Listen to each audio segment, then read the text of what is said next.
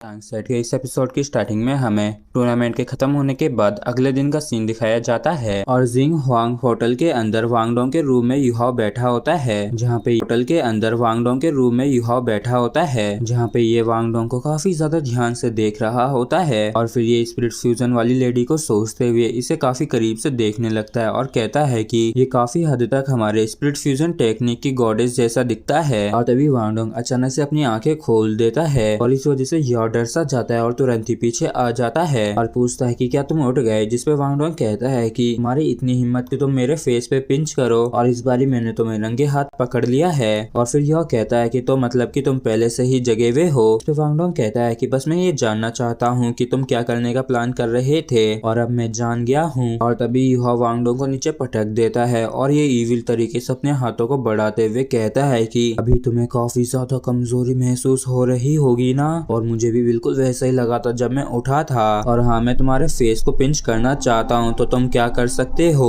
और फिर यह वांग डोंग के गालों को जोर जोर से खींचने लगता है। तो वांग डोंग इस पर गुस्सा करते हुए कहता है कि कमीने मुझे जल्दी से छोड़। और फिर यह कहता है कि अब तुम्हें कैसा महसूस हो रहा है, पूरी तरीके से असहाय होके। तो वांग डोंग चिल्लाते हुए कहता है कि यह तुम बस इंतजार करो। लेकिन तभी अचानक से यह रुक जाता है और सीरियस होते हुए कहता है कि वांग डोंग हम सबसे बेस्ट हैं। तो वांग डोंग कहता है कि हाँ तुमने सही कहा, हम बेस्ट हैं, हम चैंपियंस हैं। और इस तरफ यह के भी खुशी के मारे आंखों में आंसू आ गए होते हैं। और फिर ये तुरंत ही वांग डोंग को काफी जोर से हक कर लेता है और कहता है कि थैंक यू वांग डोंग। और जब मैंने अपना घर छोड़ा था तब मैंने कसम खाई थी कि जो उन लोगों ने मेरी मॉम के साथ किया है उसकी कीमत वो लोग जरूर चुकाएंगे। और अकेडमी में आके मुझे रियलाइज हुआ कि मैं कितना ज्यादा कमजोर हूँ और तब उस समय मैंने कई बार असहाय महसूस किया। लेकिन मैं लकी था जो मैं जिया और बेबी से मिला, और उससे भी ज्यादा सौभाग्यशाली मैं तब था जब मैं तुमसे मिला। और ये सब कुछ तुम्हारे वजह से ही साकार हुआ है और ऐसी वार्मनेस मुझे आज से पहले कभी महसूस नहीं हुई। हमने साथ मिलकर कड़ी मेहनत करी और साथ में टूर्नामेंट को जीता। और अब मुझे रियलाइज हुआ है कि ऐसा संभव नहीं होता अगर मैं तुम सभी से ना मिला होता।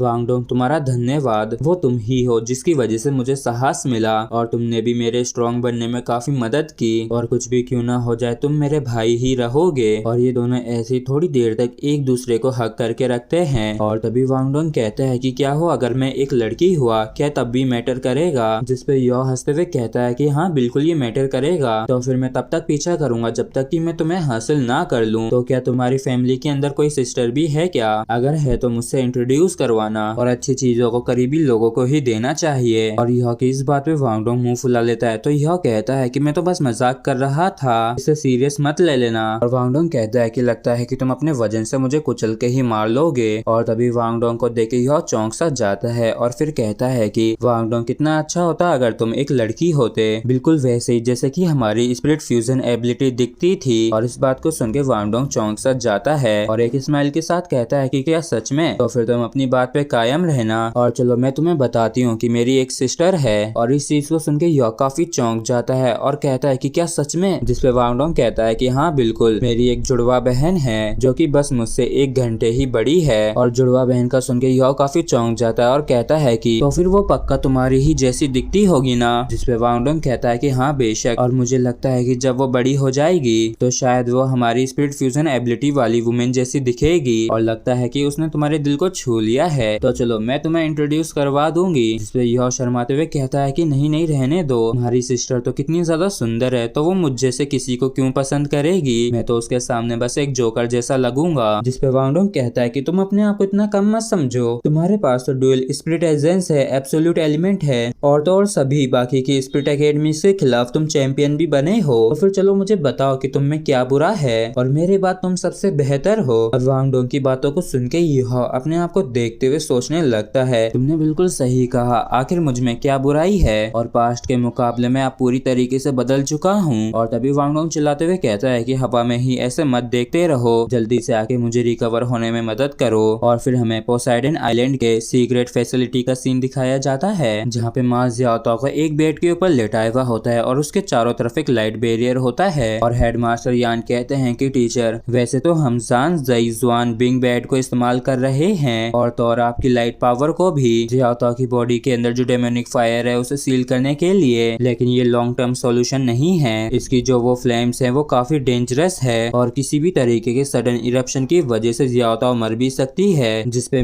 मूलाओ कहते हैं कि हाँ, हम जजमेंट स्वॉर्ड को ही लेके किसी तरीके के प्लान को सोच सकते हैं, क्योंकि इस स्वॉर्ड की पावर जियाओताओ की बॉडी के अंदर डेमोनिक फायर से लड़ रही है और ये दो बड़ी ताकतें जो कि जियाओताओ की बॉडी के अंदर लड़ रही हैं। और जियाओताओ ये बच्चा काफी ज्यादा स्ट्रॉन्ग है और अंधेरे और बुराई से घिरे होने के बावजूद भी जियाओताओ की मेंटेलिटी काफी ज्यादा स्ट्रॉन्ग है और ये सिर्फ फियोनिक्स फायर के साथ ही मर्ज हो सकती है। और इसके रिजल्ट्स को अभी भी ऑब्जर्व किया जा रहा है और इसकी बॉडी की जो अभी कंडीशन है, तो यहाँ तक कि मैं भी प्रेडिक्ट नहीं कर सकता हूँ कि क्या रिजल्ट होगा, लेकिन जो भी रिजल्ट होगा वो शायद पूरी तरीके से बुरा ना हो। और हेडमास्टर यान हैरान परेशान होते हुए कहते हैं कि टीचर, क्या इतना बुरा काफी नहीं होगा? अगर हम इसे नहीं रोक सके तो जियाओताओ एक डार्क स्पिरिट मास्टर के अंदर बदल सकती है। और तभी मूलाओ कहते हैं कि इतनी जल्दबाजी मत करो, इसका भी सॉल्यूशन है, लेकिन अभी काफी जल्दी वो बच्चे लौट के आने वाले हैं और मैंने बिल्कुल भी नहीं सोचा था कि वो इतना कुछ कर पाएंगे। और इस बैटल के बाद उन सभी का पोटेंशियल एंडलेस है और उन्होंने स्कूल के लिए कितना कुछ किया है, तो इसके बदले में स्कूल भी इतना ज्यादा कंजूस नहीं हो सकता है। जिसपे हेडमास्टर यान कहते हैं कि टीचर आप आराम कीजिए, मैं पहले ही प्लान्स बना चुका हूँ और मैं उन्हें कुछ ऐसा रिवॉर्ड दूंगा जो कि पहले कभी पोसाइडन पवेलियन के अंदर दिया नहीं गया होगा। और फिर मूलाओ कहते हैं कि साउजी, तुम भी अब 100 के होने वाले हो, तो फिर क्यों ना तुम कुछ सरप्राइजिंग करो। तो हेडमास्टर यान कहते हैं कि हाँ टीचर, मैं गलत था। और फिर मूलाओ बताते हैं कि हर चीज के दो पहलू होते हैं। फिनिक्स फ्लेम जो है वो बाहरी ताकतों के द्वारा काबू में आ गई है, लेकिन वो इसके वजह से और भी ज्यादा स्ट्रॉन्ग हो गई है। और जियाओताओ ने फ्लेम के अंदर आए हुए बदलावों को संभाला और टूर्नामेंट में जीत हासिल की और वर्तमान में जियाओताओ की फ्लेम सबसे ज्यादा स्ट्रॉन्गेस्ट है और ऐसा भी कह सकते हैं कि इसकी फ्लेम दुनिया में सबसे स्ट्रॉन्गेस्ट है। और इस चीज को सुन के हेडमास्टर यान काफी परेशान हो जाते हैं और कहते हैं कि एब्सोल्यूट फ्लेम क्या जियाओताओ की डेमोनिक फायर इस हद तक डेवलप हो गई है, लेकिन अब ये उन्हें कंट्रोल नहीं कर सकी, तो या फिर अगर हमने इन फ्लेम्स को सप्रेस नहीं किया तो बिल्कुल भी अच्छा नहीं होगा।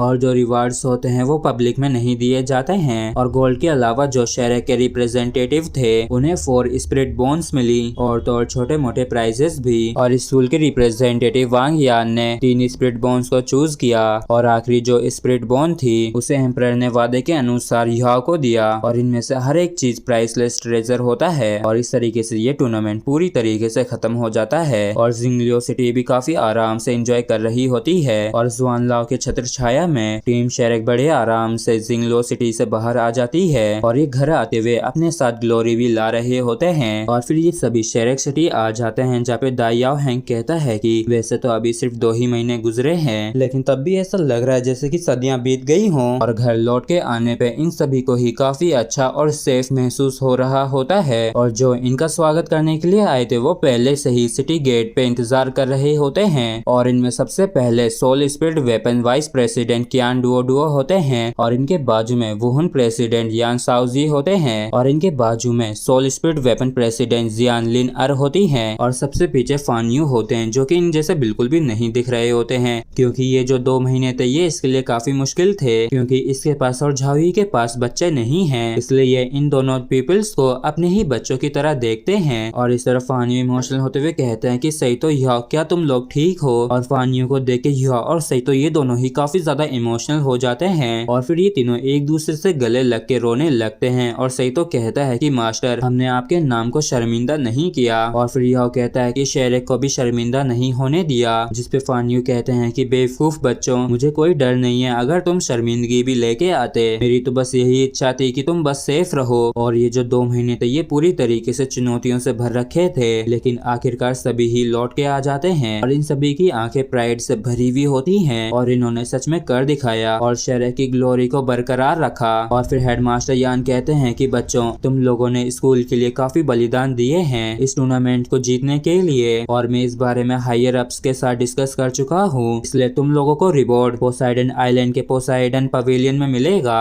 और इसी के साथ फ्रेंड्स एपिसोड भी हमारा यहीं पे खत्म।